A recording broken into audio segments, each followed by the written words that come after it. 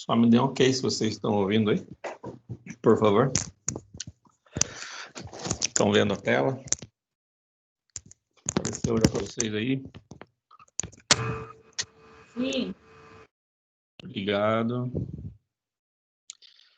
Então, vamos continuar aqui.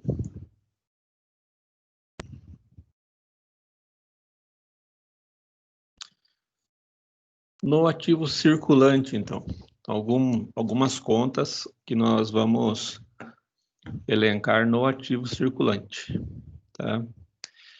Qual que é o princípio básico para a gente classificar uma conta como ativo circulante?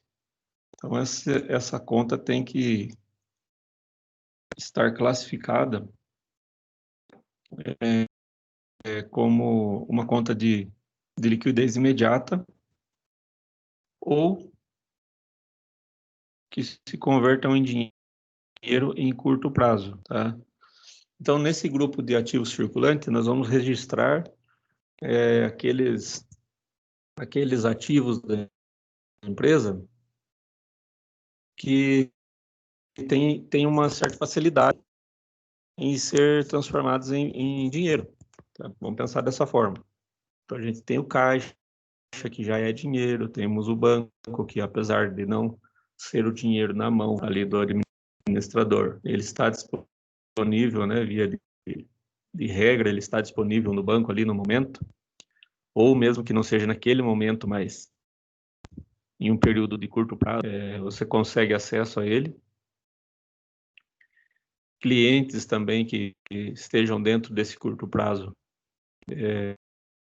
já são considerados valores, né, que vão ser convertidos em dinheiro em um curto espaço de tempo.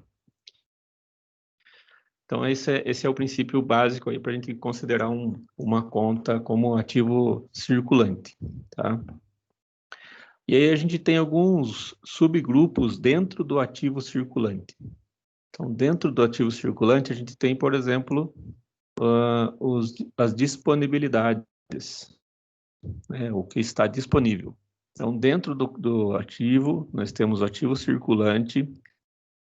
Dentro do ativo circulante, nós temos as disponibilidades. E aí, dentro dessa conta disponibilidades, que nós vamos alocar as contas como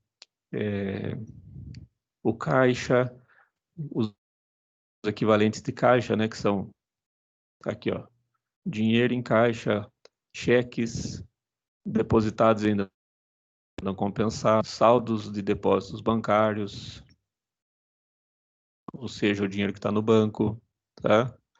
Tudo isso aí fazem parte, todos esses itens fazem parte das disponibilidades, né? Ou seja, praticamente é tudo aquilo que pode ser considerado como dinheiro mesmo ali, né?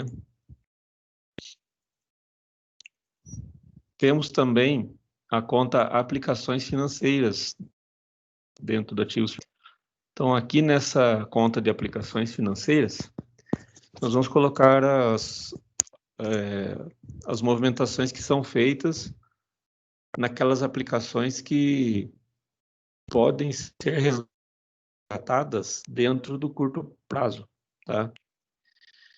Então, se eu tenho uma aplicação que eu posso resgatar ela dentro do curto prazo, que a gente viu ali que é considerado até o exercício seguinte, né?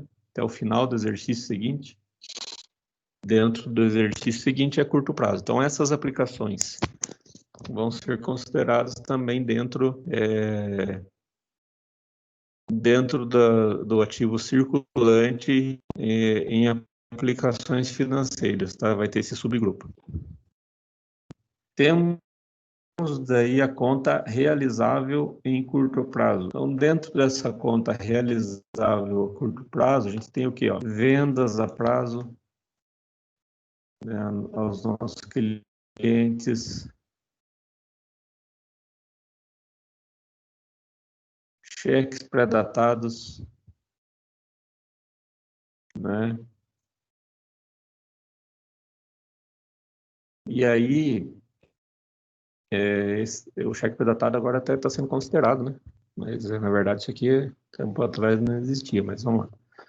Os cheques predatados, então, vão aqui no curto prazo também. Então, como é uma promessa de pagamento e está dentro do curto prazo, a gente vai colocar aqui nesse realizável a curto prazo. Então, aqui a gente tem as vendas, e nessas vendas a gente inclui os cheques, boletos, promissórias, tá? Então, todas aquelas contas que eu tenho recebimento a curto prazo. E até os cartões, né? Depende daí do sistema que a empresa usa para o recebimento de cartões, né? Porque algumas empresas têm o recebimento ali, talvez paga uma taxinha e tem o recebimento imediato. Então, ele pode até passar nesse realizável a curto prazo, que por um curto período de tempo, e já vai para outro lugar, né? Já vai o dinheiro para o caixa, para o banco, assim por diante. Mas enquanto ele ainda é uma promessa de pagamento, como, por exemplo, alguns cartões que vendem, algumas empresas que vendem o material no cartão de crédito a prazo e espera, né? Tem alguns planos que você tem que esperar aquele período para você receber, você não recebe na hora. Então, recebe lá daqui 1 mês, 2 meses ou mais até.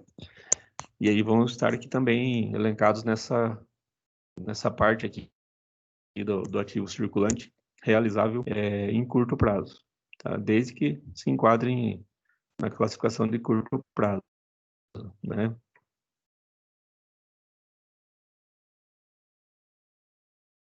E dentro dessa conta também, ó, temos aqui essa questão.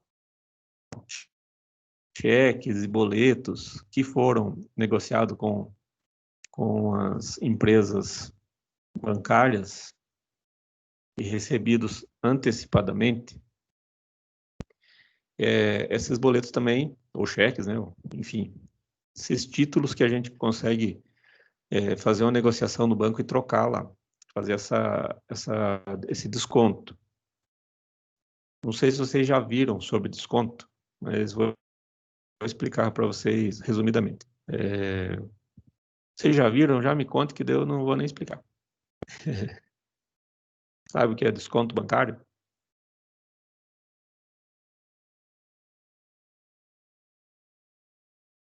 Não? São as taxas? Não. Vamos lá. Desconto bancário é assim, ó. Eu tenho uma empresa, eu vendo a prazo. E aí vamos supor que eu vendo no boleto a prazo, tá? Então vendi lá para o meu cliente A e fiz um boleto para ele me pagar daqui 30 dias, R$ 1.000, meu boleto. Beleza. Então eu fiz o boleto, ele levou o boleto embora, levou a mercadoria e eu vou registrar esse boleto aqui, realizável em curto prazo, porque daqui 1 mês ele vai me pagar os meus R$ 1.000. Tranquilo. Daqui 1 mês ele vai lá no banco, paga o boleto, né? O boletim lá e vai cair na minha conta aqui. Só que amanhã, né? Cheguei no dia de manhã e tive um imprevisto. Eu preciso desse R$ 1.000 aqui hoje. Não posso esperar 30 dias. Eu preciso dele agora. Aí eu tenho uma opção de eu ir no banco e falar, ó, cara, eu tenho aqui um boleto do meu cliente que eu fiz aqui do banco de vocês, aqui, né, do banco Bradesco, e eu quero descontar esse boleto. O que é descontar o boleto? O banco me dá o dinheiro, desconta um valor de juros que ele cobra para fazer essa operação, e eu saio com um valor já. Então, o boleto que eu ia receber R$ 1.000 daqui 30 dias, eu pego ali R$ 970 hoje e o banco vai receber do meu cliente daqui 30 dias, tá? Então, isso é desconto bancário, pessoal. Dá para você fazer isso com cheque predatado, com boleto, e também é um sistema que pode ser considerado isso também, o cartão de crédito, tá? Porque o cartão de crédito funciona dessa forma mais ou menos também. Você compra lá na loja, por exemplo, em 12 vezes. E aí eles falam, né, 12 vezes sem juros. Só que eles já embutiram o juro para você pagar, tá? Mas tudo bem. Em 12 vezes, eu que fui lá, comprei no cartão de crédito, vou pagar em 12 suaves prestações. Mas se a empresa precisar do dinheiro no mês que vem, ela tem a opção de negociar com o banco adianta esse valor e cobra uma taxa de juros da empresa, tá? Então, isso aí se chama desconto bancário. Quando acontece isso, salvo o cartão de crédito. Quando eu vou fazer umas aspas aqui. O sistema é parecido, tá? Mas o cartão de crédito tem uma diferença. Que o cartão de quando você faz essa operação com o banco de fazer esse adiantamento e receber antes do que o seu cliente realmente pague, você paga os juros. E aí, o cartão de crédito, a grande vantagem é essa. Por isso que as empresas hoje, 90% aí, 99% usam cartão de crédito. A empresa fica livre desse problema. É o banco e o meu cliente. Então, eu adiantei o meu dinheiro do cartão de crédito lá, né, que é o meu recebível. O cliente ficou devendo para o banco, tá? E aí é ele e o banco. Se ele não pagar, né, vai ter aquela questão dos juros lá, que ele vai ficar devendo para o banco e tudo mais, mas não é mais problema da empresa. Já no boleto e no cheque, a gente tem que a gente funciona como uma garantia para o banco. Então, ó, meu cliente, ele pegou o boleto aqui, ele vai pagar daqui 30 dias, tá? Beleza. Então, tá bom, vou te dar R$ 970 aqui hoje, você leva embora, faz o que você tem que fazer, cobrei R$ 30 de juros aí, né? Tô dando um exemplo só, que às vezes até mais. Mas cobrei os R$ 30 de juros e mês que vem eu recebo do seu cliente. Só que você tem uma responsabilidade solidária com o seu cliente. Se chegar lá nos 30 dias e o seu cliente não pagar o boleto, o banco desconta da sua conta, tá? Ou ele, se você não tiver dinheiro da conta, ele vai ligar para você, ó, boletão lá que a gente trocou para você aí, não, o teu cliente não pagou, dá um jeito de cobrir ele aí. E aí você tem que depositar o valor do boleto, lá os R$ 1.000 do boleto, tá? Então, aí a empresa fica como uma garantidora ali do cheque ou do boleto, tá? Então, tem algumas diferenças. Como eu disse, o cartão é parecido, mas ele tem algumas diferenças aí em relação, mas o sistema é parecido, tá? Então, isso, pessoal, é desconto bancário. Quando a gente faz isso, então pensa comigo, eu tenho meu cliente e eu cadastrei aqui, né? Eu fiz a venda, vou marcar aqui um valor só para a gente ilustrar. Fiz a venda lá de R$ 1.000 e eu registrei aqui no meu recebível, aqui, meu realizável, R$ 1.000. 30 dias é curto prazo. Aí eu fui lá no banco, né? Aqui eu fiz esse lançamento aqui e fiz lá em vendas, né? Na minha venda, beleza. Aí eu fui e troquei dinheiro aqui. Então entrou dinheiro no meu caixa. Então lá no meu, deixa eu subir aqui um pouquinho, na minha disponibilidade que está aqui em cima, entrou lá no banco, no meu banco lá entrou para mim 900 e aqui eu tenho que fazer, né, vamos pôr a conta aqui, né? Então, o razonamento que tá, entrou para mim aqui os R$ 1.000, 900 e, aliás, R$ 970 entraram aqui para mim. Lá nos meus resultados também eu tenho uma despesa com juros aqui do banco, despesa com juros, pela troca desse boleto. Então tem aqui mais os R$ 30. Então, ó, R$ 30 aqui de débito, mais R$ 30 de débito no banco, bateu os R$ 1.000. E aí, não tem como eu tirar aqui os R$ 1.000, porque essa conta aqui ainda existe, concorda comigo? Porque essa conta aqui do meu está lá no realizável, eu não posso tirar ela aqui ainda, porque se esse cliente meu, vamos supor que esse cliente que não paga, tá? Vamos supor que eu fiz esse lançamento, acreditei aqui, ó, zerou minha conta, né? Aí chegou lá no outro mês, meu cliente não pagou. Como que eu vou fazer esse lançamento aqui agora? Eu vou fazer uma despesa com boleto? Não tem como, entendeu? Então, o que a gente faz aqui? Vai ser registrado aqui uma conta de desconto. Desconto de boleto. Vamos chamar ela de desconto aqui, tá? Desconto de duplicata, desconto de boleto, tal, desconto bancário. E a gente coloca aqui a crédito.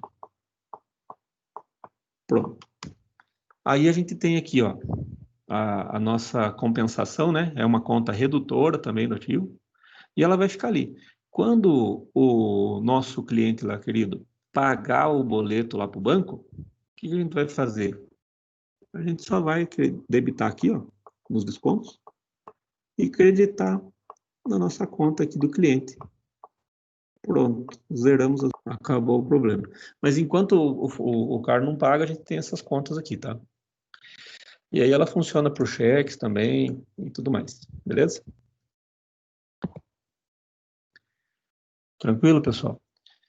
E aí temos aqui mais uma conta redutora aqui no realizável, que é a conta de provisão de... Vou pegar aqui o canetinha.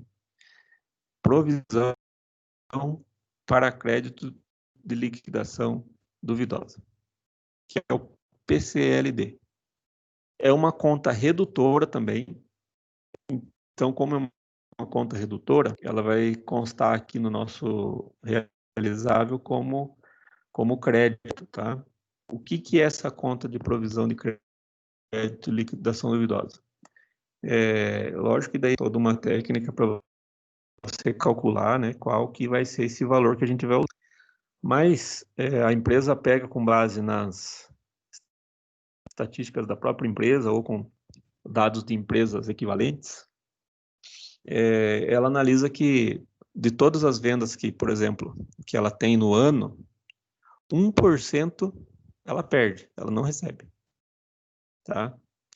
Então essa perda, ela já considera antes de ela perder, tá? Ela faz uma provisão, fala, nossa, já que eu estou perdendo 1% todo ano, então já vou considerar como perdido aqui, tá? Mais ou menos isso. Vou considerar como perdido aqui já durante o período, para chegar lá no final e eu não ter esse impacto tão grande assim no meu orçamento. E aí a gente cria uma conta lá de resultado mensalmente, né, de 1% da venda. Então, vendi lá 10 mil, já vou criar lá como despesa de provisão para crédito de liquidação duvidosa. Lá no meu resultado. Criei a despesa, onde que vai? Ela é débito na minha despesa, né? Conta de resultado, despesa, vai entrar como débito. Vai creditar aqui na nossa conta de realizável curto prazo, na nossa conta de PCLD, tá? Vai creditar aqui. Ou seja, o que eu estou querendo dizer com isso? Que desse valor que eu tenho aqui no meu realizável para receber, eu não vou receber isso aqui, provavelmente. Então, eu já não estou considerando ele no meu... Tá? Então, se vocês virem algum balanço patrimonial, provisão para crédito de liquidação duvidosa, é isso aí.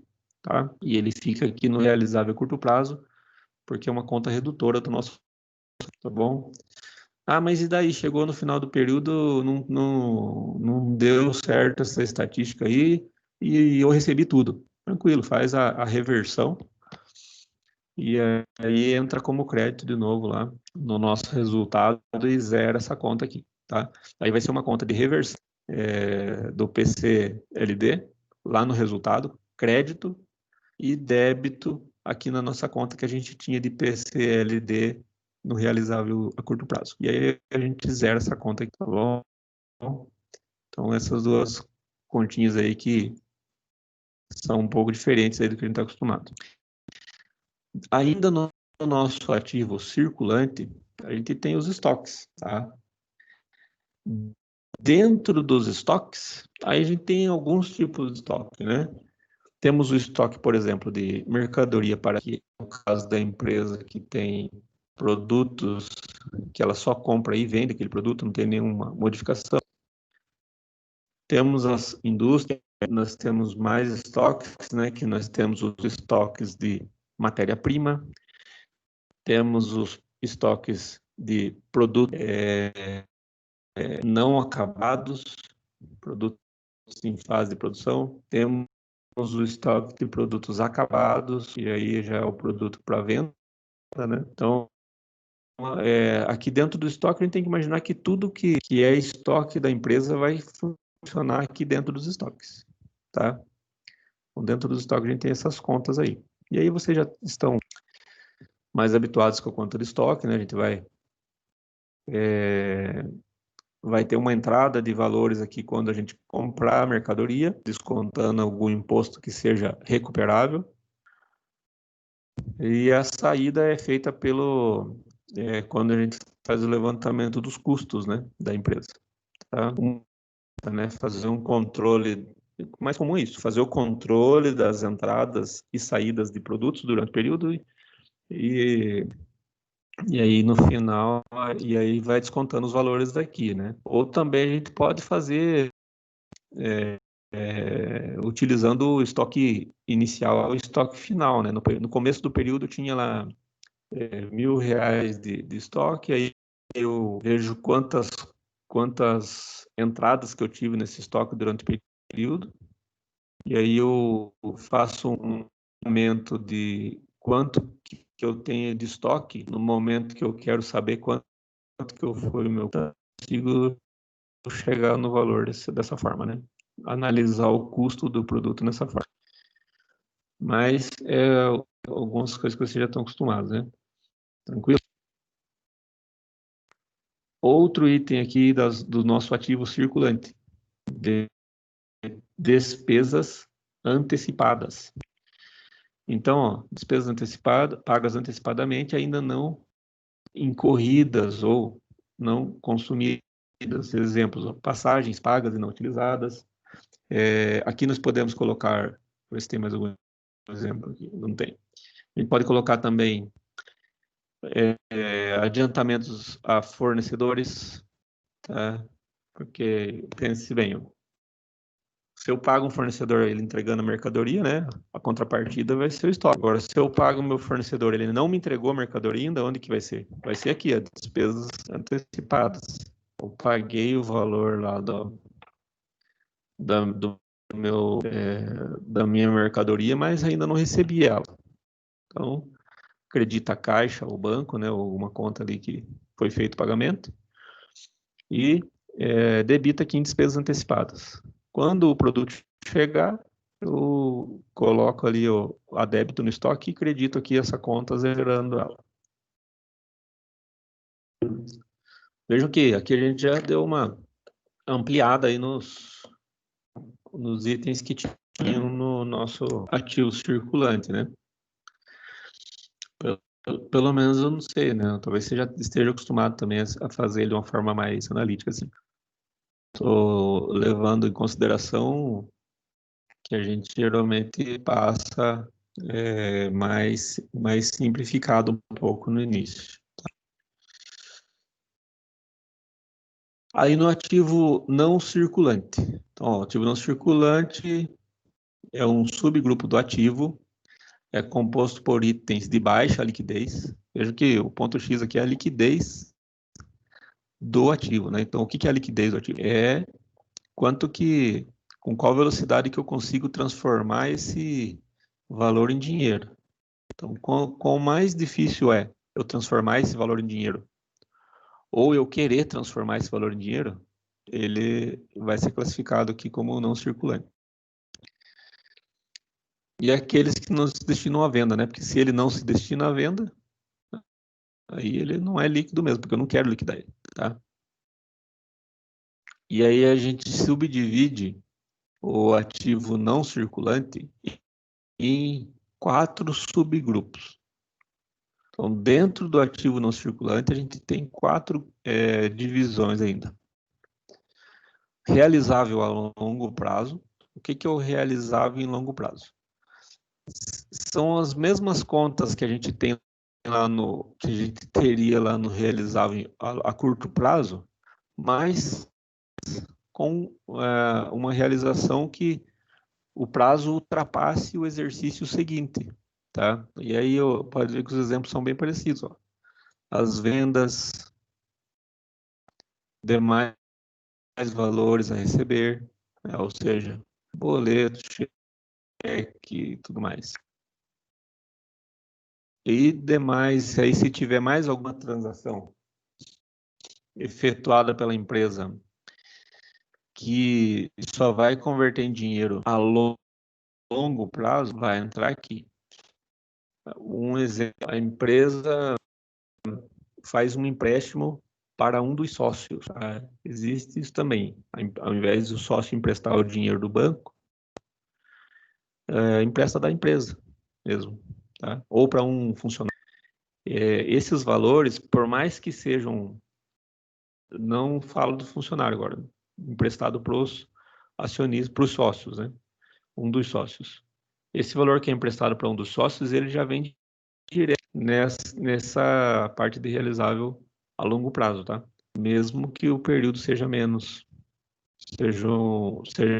menor do que o que é considerado longo prazo. Tá bom? Investimentos.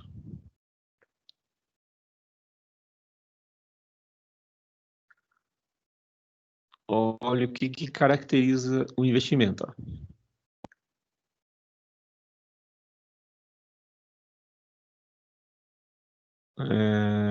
Peraí. Aqui, ó.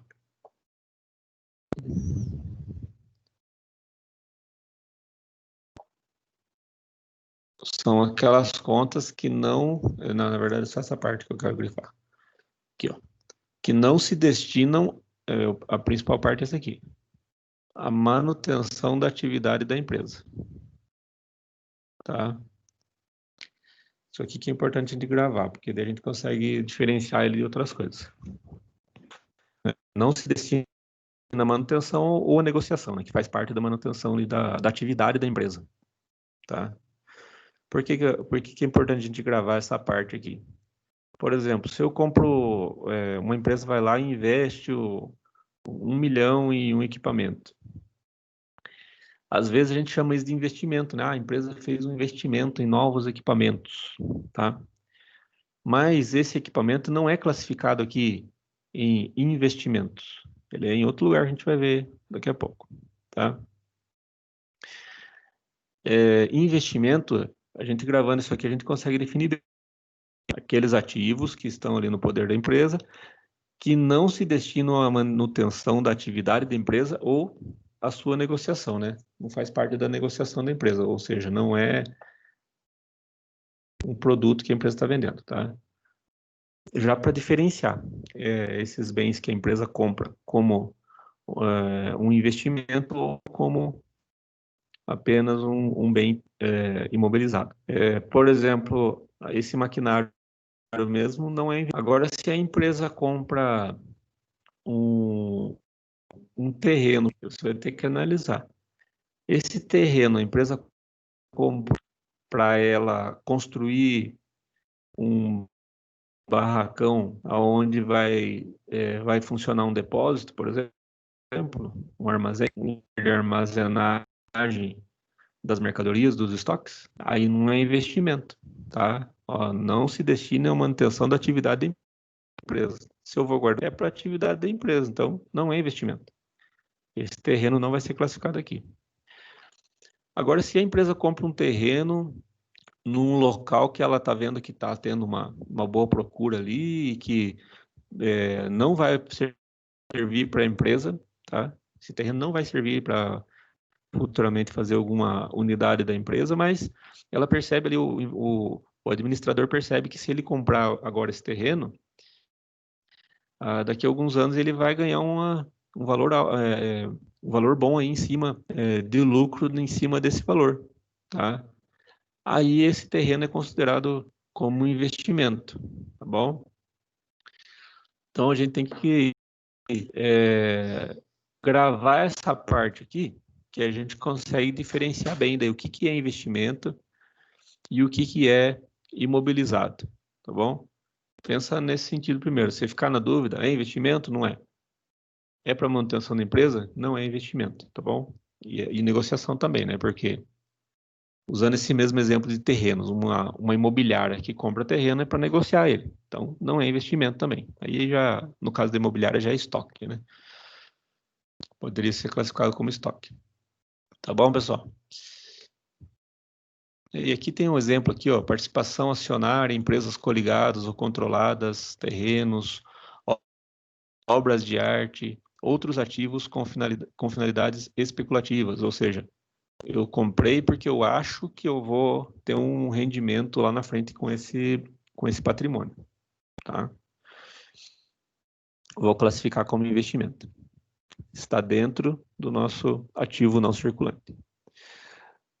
Outro subgrupo aqui do ativo não circulante é o imobilizado, tá? Aí no imobilizado, olha a definição, ó. Todos os bens tangíveis e direitos que se destinam ao funcionamento normal da organização. Viram que é o oposto do investimento? No imobilizado, a gente entra, vai colocar, classificar todos aqueles bens tangíveis. O que é um bem tangível? É um bem que você consegue pegar nele, é físico, tá? Daqui a pouco vocês vão lembrar por que tem esse detalhe aqui de bens tangíveis, tá? Mas é aqui bem tangível, que é tangente, que eu posso tocar, físico, tá? Material. Então, todos esses bens tangíveis e direitos da empresa, né? Eu vou classificar aqui no imobilizado, desde que eles se destinem ao funcionamento normal dessa empresa. Então, aqui está na imagem, ó, a gente tem aqui um caminhão, tem aqui a empilhadeira, né, os estoques, né, a mercadoria aqui e tudo mais. São bens tangíveis que serão classificados aqui no imobilizado. Estoque não, né? O estoque só está ilustrando que está carregando, que não é imobilizado, né? Ele vai circular, então não é imobilizado.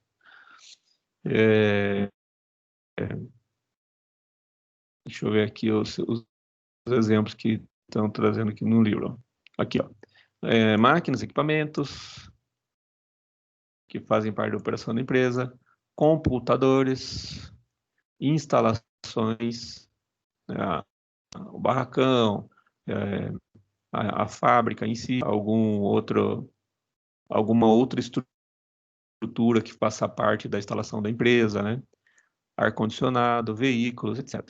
Então aqui a gente vai adicionar todos os itens que são tangíveis e fazem parte do funcionamento dessa empresa, tá bom? E é importante lembrar que tudo que tem aqui dentro do imobilizado, ele vai acontecer o que com ele? Ó, tipicamente, né? Não são todos, tá? Porque tem algumas exceções também. Ah, não é essa parte que eu queria. Aqui, ó.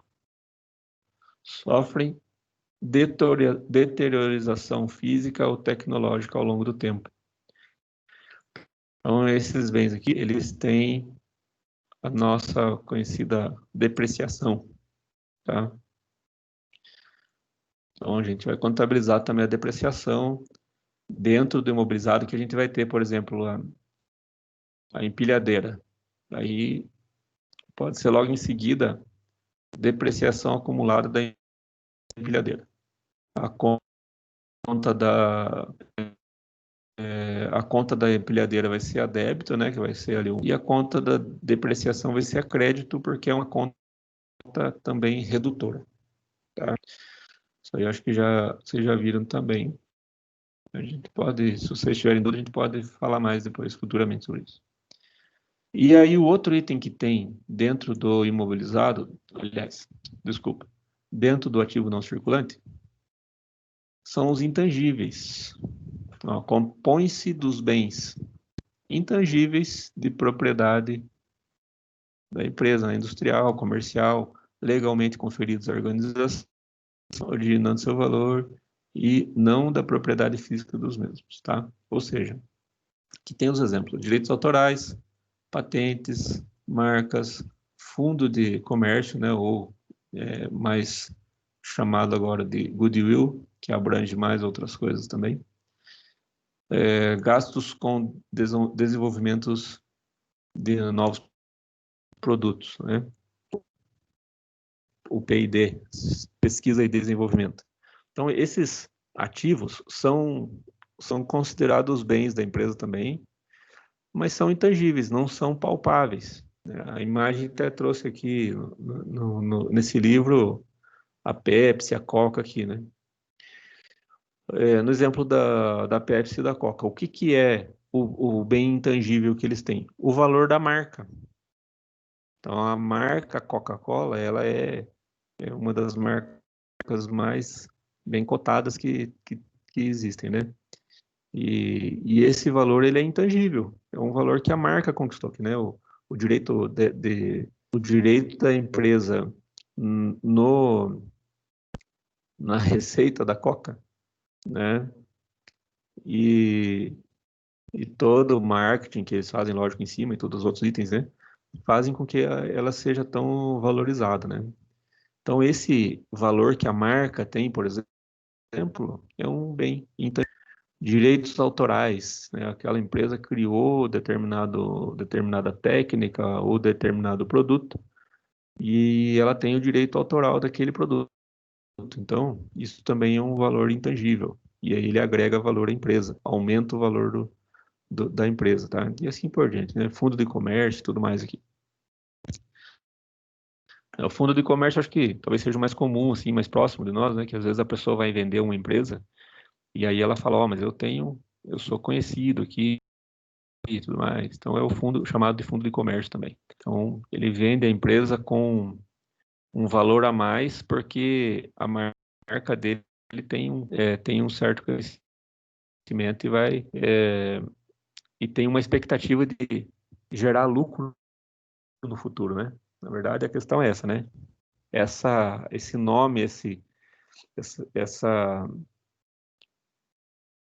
popularidade que o nome ganhou, seja pela qualidade ou algum item que o produto tenha que seja diferencial, né, diferente de outros produtos, e agrega valor ao produto e ele gera uma expectativa de ganho futuro. Então, por isso que ele acaba aumentando o valor do ativo aqui. Tá? Aqui está uma notinha só, né, o que é o goodwill, né? Conjunto de elementos não materiais ligados ao desenvolvimento de um negócio. Pontos que valorizam a reputação de uma empresa. Tá? Isso aí que é o goodwill ou fundo de comércio também. E ali a gente termina o ativo. E aí a gente tem o passivo. O passivo ele é um pouco mais tranquilo, que ele não tem tantos detalhes, tá? Mas aí temos o passivo exigível e não exigível. E aí a gente tem o passivo circulante e o não circulante. Vamos ver como é que eles colocaram aqui. Dentro do passivo circulante, vai entrar aquela regra. Passivo circulante, curto prazo. E aí aqui é com relação não mais, né, o ativo era com relação à liquidez. Então, quanto mais rápido eu consigo transformar isso em dinheiro, mais líquido ele é. Aqui a sequência é com relação à exigibilidade. Então, quanto mais rápido eu tenho que desembolsar dinheiro para mim eliminar esse passivo, mais exigível ele é. E quanto mais eu demoro para desembolsar o dinheiro para eliminar esse passivo, menos exigível ele é. Tá? Então, quanto mais exigível o passivo é, passivo circulante. E, né, não, ou seja, aqueles passivos que têm que ser liquidados em curto prazo. E quanto menos exigível, ou seja, aqueles que podem ser quitados a longo prazo, são os passivos não circulantes. E aí temos aqui algumas contas que são elencadas no passivo circulante. Obrigações operacionais. Então, começa a sua lista ali do passivo circulante com essas contas. Fornecedores, ordenados e salários. O que é a ideia de que esses valores aqui são mais exigíveis? Imagina se a gente tem que pensar assim, que a empresa não é para ser assim, né? Mas pode acontecer da empresa ter que escolher quem que ela vai pagar. Vamos pensar dessa forma. Vou ter que escolher quem que eu vou pagar. Para a gente tentar entender o que é mais exigível, tá? Se eu pago, por exemplo, eu tenho dinheiro para pagar, eu vou pagar o INSS, FGTS e o PIS primeiro, e eu não pago meu fornecedor nem o salário dos meus funcionários, o que vai acontecer? Meu fornecedor não vai querer me pagar, me dar material mais, e o meu funcionário não vai querer trabalhar. Aí o que adiantou pagar os impostos lá se eu não tenho material e nem pessoal para trabalhar, né? Vamos pensar dessa forma para a gente pensar na questão da exigibilidade. Por isso que o fornecedor e os ordenados de salários são os primeiros. Porque o que eu tenho que pensar? É o mais exigível na minha empresa. Porque eu preciso deles aqui para eu continuar, tá? Na sequência, a gente tem os impostos aqui de INSS, FGTS e PIS, que são aqueles impostos que têm um vencimento mais próximos, né? Já na sequência, imposto de renda, IPI e ICMS, tá? Aqui vocês vejam que está dividido em obrigações sociais e obrigações legais. Obrigações sociais, veja que o INSS, Fundo de Garantia e o PIS estão relacionados ali aos funcionários, né? Então, está em segundo plano aqui por causa disso. Vamos manter em dia os funcionários, seria isso aí a teoria. E aí, logo na sequência, os outros impostos que relacionados aos produtos da empresa e ao resultado da empresa, né? As obrigações legais. Aí, na sequência, a gente tem os dividendos a serem pagos aos acionistas. Então, do lucro que uma empresa tem, a gente viu lá na nossa DRE, que depois a gente vai ver melhor isso aí, mas do lucro que uma empresa tem, uma parte desse lucro que ela chegou ali no final do período, ela reparte entre os acionistas. Então, eu vou lá e compro ações do Magazine Luiza. E aí, chega no final do ano, Magazine Luiza faz o balanço patrimonial dela, DRE, e ela chegou lá no seu lucro. Aí, desse lucro, ela fala assim, agora eu vou devolver um pouco para meus acionistas. Eu vou pegar 5% do meu lucro aqui e vou repartir com os acionistas.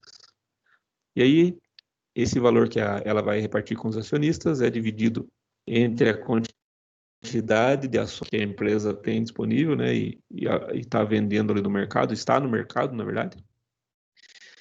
E aí, eu vou receber proporcionalmente a quantidade de ações que eu tenho, tá? Então, veja que esse dividendo que a empresa tem que pagar é uma obrigação que ela tem também, é uma dívida, vamos dizer assim, que ela tem com os acionistas. E ele está ali logo na sequência, logo abaixo, porque se eu não pagar isso aqui, eu até consigo continuar um tempo ali trabalhando, mas vai acontecer o quê? Que esses acionistas vão começar a vender as ações, vai cair o valor das ações, e aí é um problema para a empresa. Então, ele é muito importante também, né? Na verdade, todos são importantes, mas eu estou tentando dar uma visão para vocês, assim, para a gente conseguir gravar mais ou menos a sequência de importância e por que é colocado dessa forma aqui, tá? E aí, depois aqui, por último, acho que aqui nos exemplos, deixa eu ver se aqui no próximo já é o passivo não circulante. Os exemplos aqui, o último são os financiamentos e empréstimos de instituições financeiras. Se eu não pagar o empréstimo, é um problema para a empresa? É problema para a empresa, mas vocês vão concordar comigo que financiamento e empréstimo você consegue ainda renegociar, né? Então, por isso que ela é considerada um pouco menos exigível. E se vai lá, em último caso, eu conseguir pagar meus funcionários, meus fornecedores, as obrigações sociais e legais, e os meus acionistas, opa, já estou bem seguro. Se eu não conseguir pagar o financiamento e empréstimo, eu vou lá no banco, renegocio, vou pagar mais juros e tudo mais, mas eu consigo ainda levar, né? Então, por isso que a gente segue mais ou menos essa sequência aqui. E lembrando que financiamentos aqui, curto prazo, né? E os outros demais que são todos a curto prazo mesmo. No longo prazo daí, que são os passivos não circulantes, tá? A gente pode elencar esses exemplos aqui. Financiamentos e empréstimos de instituições financeiras, longo prazo, debêntures a pagar e fornecedores de equipamentos. Aqui está de grande porte, tá? Mas vamos pensar aqui como os fornecedores de equipamentos que você tem longo prazo para pagar. Eles colocaram um de grande porte aqui porque geralmente são equipamentos muito caros que são comprados a prazos bem longos mesmo, 360 meses, 240 meses, e aí acaba ele chegando nesses longos prazos mesmo para serem pagos, tá? Os debêntures, eles são parecidos com as ações, tá? Mas ele tem algumas especificidades e por causa dessas diferenças, geralmente os debêntures eles são de longo prazo, tá? O que são os debêntures? Vou falar assim bem, uma forma bem simplificada, assim, tá? Para a gente só entender um pouco o que é o debênture. A empresa precisa de mais capital. Aí, ao invés dela ir lá no banco e ela emprestar um dinheiro, né? Vou lá no banco emprestar o dinheiro, mas o juro muito alto para a empresa, né? Um valor alto que eu preciso vai ficar muito. Aí ela cria os debêntures, né? Cria, tá? Entre aspas, assim. Tem, né? Lógico, toda uma legislação e tudo certinho para fazer, né? Burocracia. Mas ela cria os debêntures e põe no mercado. E aí o debênture, vamos supor que é assim, ó. Você sabe aqueles investimentos de longo prazo que tem nos bancos? Ah, eu quero investir lá na empresa X, vou investir lá na Gerdau. Vou comprar uns debêntures da Gerdau. Então tem lá os debêntures, posso lá, vou lá e compro 10 mil de debêntures.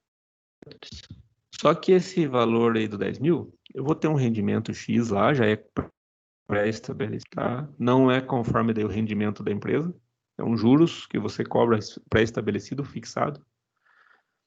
E daqui 2 anos eu vou poder recuperar esse dinheiro. A partir de 2 anos. Se eu quiser deixar mais, eu posso deixar também. Vai aumentando o lucrativo, mas daqui 2 anos eu pego de volta. Tá? Esse é o debênture. Tá? Então a empresa é como se ela captasse dinheiro, ela pegasse dinheiro de investidores a um juros bem menor do que ela pegaria numa instituição financeira, e ela geralmente vai pagar isso a longo prazo. Tá bom? Então ela é diferente das ações, né?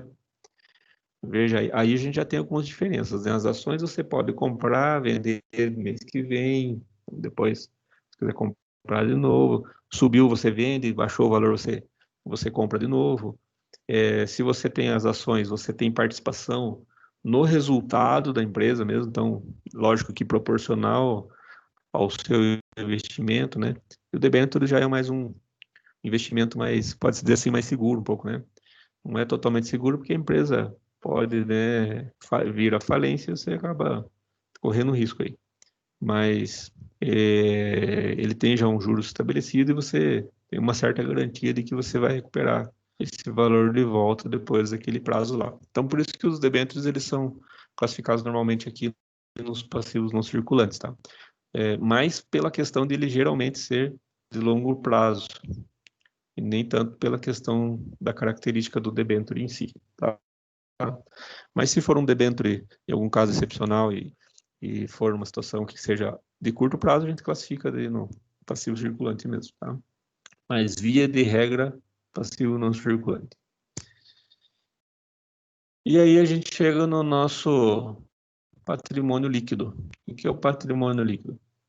A gente pode pensar no patrimônio líquido como sendo o que realmente é da empresa, né? Não sei se vocês já pararam para pensar dessa forma. Tenho lá todo o meu ativo. Então, vamos supor que eu tenho 1 milhão de ativo. O meu ativo, calculei 1 milhão. Aí eu olho aqui no meu passivo, calculo ali passivo, o total do meu passivo, eu tenho 600 mil. Vai sobrar 400 mil no meu patrimônio líquido. O patrimônio líquido é o que eu realmente é da empresa. Então, minha empresa, se eu for analisar nessa situação, o que ela tem hoje é 400 mil. Tá? Por mais que o patrimônio todo dela esteja avaliado em 1 milhão, 400 mil é da empresa, 600 mil não é da empresa, é de terceiros. É do banco, é do fornecedor, é dos empregados, e aí assim por diante. O patrimônio líquido é aquele valor que a gente pode considerar que é realmente da empresa. Tá?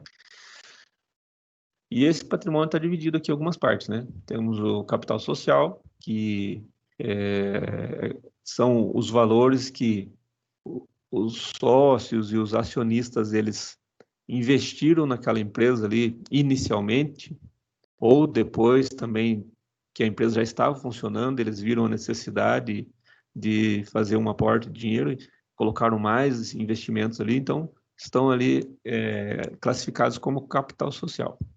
Tá? E esse capital social aí, a gente tem que lembrar que ele é realmente o dinheiro que é dos sócios, né? Por isso que fica ali separadinho. Não é um dinheiro que a gente vai ver os outros itens agora do patrimônio líquido. Vocês vão perceber que ali alguns itens ali, eles foram gerados pela atividade da empresa. Já o capital social não, é alguém que ganhou em outro lugar e investiu aqui. né? Então, esse é o capital dos sócios ali, tá? E aqui tem uma notinha, ó, que no caso da sociedade anônima, o capital social é dividido em ações, tá? Então, vocês, eu acho que vocês já viram já os tipos de empresa, né? Limitada, EPP, SA e tudo mais.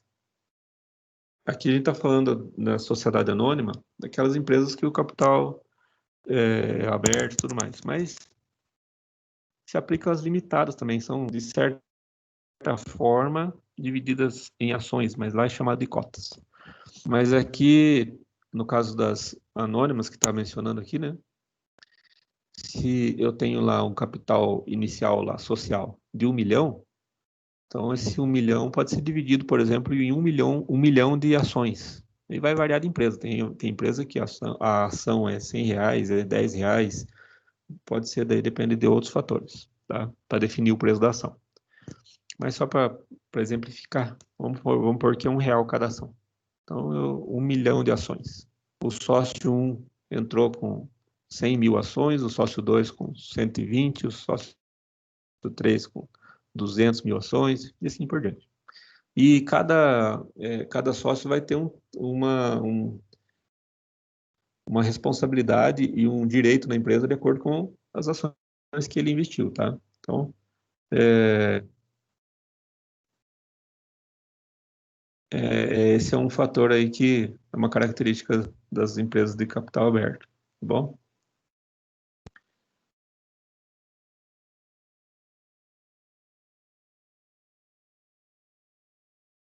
Outros itens aqui do patrimônio líquido, reservas de capital. Então, aqui a gente entra em algumas reservas. Reserva de capital, reserva de lucro. E temos os ajustes, a gente já fala deles já. Vamos ver esses dois aqui primeiro. Aqui não mencionou, mas tem também a reserva legal, tá? Reserva legal é a reserva que foi instituída no documento de abertura da empresa, tá? Então, quando os sócios se reuniram para abrir essa empresa, eles já estipularam que um percentual do lucro da empresa seria reserva legal. Então, aquela reserva vai ficar ali no patrimônio da empresa. Reserva de capital representa os valores aportados pelos proprietários, ágio, por terceiros, doações, subvenções, ajustes patrimoniais e os lucros retidos. O mais comum são os lucros retidos, tá? Reserva de capital. Então, esses valores que são entradas ali no capital da empresa, referente a esses itens aqui, tá? O que é é aquele valor que, sabe quando a ação ela valia R$ 10 e ela agora vale 20? A diferença a mais é um ágio. Quando tem uma diferença para menor é deságio, tá? Doações e subvenções, então tenho alguns valores relacionados aqui que são específicos, mas o nome já diz, né? Doações e subvenções.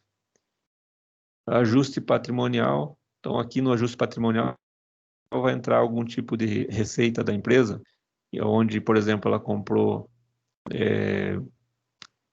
algum patrimônio e esse patrimônio ele teve um aumento de valor no decorrer do tempo. Então, quando foi feito a reavaliação patrimonial, aquele bem que valia 500 mil agora vale 700. Esses 200 mil a mais ele vai estar aqui nas reservas de capital, como um ajuste patrimonial. E lucros retidos, tá? Que foram aqueles lucros auferidos, mas não distribuídos. A reserva de lucro são os lucros retidos, tá?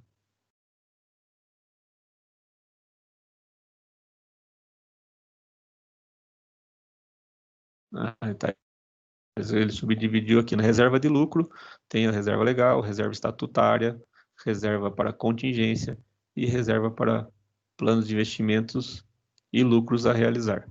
Então, veja que tem vários subgrupos de reservas aqui que pode ser utilizado dependendo da situação, né? Acho que aqui é o que está mais diferente um pouco, a reserva de contingência. Então, a reserva de contingência é como se fosse chamar de um seguro para a empresa, uma reserva que a empresa guarda ali para o caso de algum imprevisto. Teve uma enchente ou pegou fogo no barraco. Então, temos essa reserva aí para esse tipo de situação, tá? Reserva para plano de investimento, né? Pretende investir lá no futuro em alguma coisa, então já tem umas reservas ali. Então, na verdade, todas essas reservas aqui, ó, seria o que a gente chamava antes de lucro, a gente chamava de lucro acumulado, agora virou reserva, tá? Então tem que ter essas reservas aqui, respeitando essas características de cada uma aqui. Então, se eu quero fazer uma reserva para contingências, eu vou ter uma conta lá, reserva de contingência. Se a empresa quer fazer uma reserva para investimentos futuros, a reserva ali para planos de investimentos, e assim por diante, tá? Não dá para colocar mais só lucro acumulado. Tem que estar especificado para que esse lucro vai... Se esse lucro vai ter alguma destinação já meio específica. Os ajustes de avaliação patrimonial também vão contar aqui, tá? Então, como eu disse, tem algumas reavaliações do passivo, né, e do ativo também. E esses ajustes vão ser evidenciados aqui no patrimônio líquido também. E os prejuízos acumulados, né? Que aí era o que a gente já está acostumado a colocar, como dava prejuízo, teria ali a conta de prejuízo acumulado. Então, quando a empresa deu prejuízo, ele vai ter ali evidenciado no patrimônio líquido também, é uma conta redutora do passivo também. E temos também as ações em tesouraria, acho que daí acabou aqui essa parte. Temos as ações em tesouraria. As ações em tesouraria também é uma conta redutora também. O que seria isso aqui? A empresa tem lá as ações no mercado, e aí, por algum motivo, seja por questão de investimento mesmo, está no preço baixo, por exemplo, as ações da empresa. E eles vão lá e compram as ações da empresa. Tá? A própria empresa compra as ações dela. Aí essa conta é chamada de ações em tesouraria. Ela vai ficar ali no patrimônio líquido, só que ela é uma conta redutora do patrimônio líquido. Tá? Então ela vai estar diminuindo o valor do patrimônio líquido. Né? Então a gente pegou o dinheiro do caixa e colocou aqui nessas ações. Quando ela vender de novo essas ações, daí é feito a reversão para o caixa e tudo mais. E aí a gente finaliza aqui a parte de patrimônio líquido, tá? E aí, ó, então aqui agora a gente já viu aí o balanço patrimonial com mais detalhes, né? E aí a gente tem aqui um balanço patrimonial com tudo isso que a gente viu hoje, ó. Então vamos conferir aqui no ativo circulante, ó. Aliás, ativo circulante, disponível. E a gente tem caixa e bancos, né? Dentro do disponível temos caixa e bancos, título de negociação imediata, aplicação financeira, a gente tem as letras ali de câmbio, debêntures, ó. Esses debêntures aqui não são os debêntures. Ó, veja que aqui, ó, não são os debêntures que a empresa vendeu para fazer dinheiro, mas é um debênture, aplicação financeira, que essa empresa comprou de outra empresa. Tá? Então, por isso que está aqui. Letras de câmbio, né, são todos alguns tipos de investimento. Realização a curto prazo, realizável a curto prazo, que daí são aqueles recebíveis a curto prazo, né, que a gente viu. Os estoques, estão montando aqui a estrutura do nosso balanço. Despesas antecipadas, que a gente comentou também, e aí a gente chega no ativo não circulante. Realizável a longo prazo, né? Dentro do ativo não circulante a gente tem realizável a longo prazo, os investimentos, o imobilizado e o intangível. Fechou o ativo. No passivo, temos o passivo circulante, que aí a gente encontra os fornecedores, empréstimos e financiamentos, impostos e taxas, salários a pagar. Aqui ele não colocou do jeito que estava lá, tá? Depois eu vou trazer um modelo para vocês que está do jeito fornecedores primeiro, salários a pagar, depois vem os impostos relacionados aos empregados, depois as outras obrigações legais, tá? Eu vou colocar na ordem certa, que aqui no livro ele não seguiu a ordem que está lá atrás. Eu devia ter conferido aqui antes, né? Desculpa aí a falha, mas como estava lá em cima certo, eu achei que aqui ia estar também.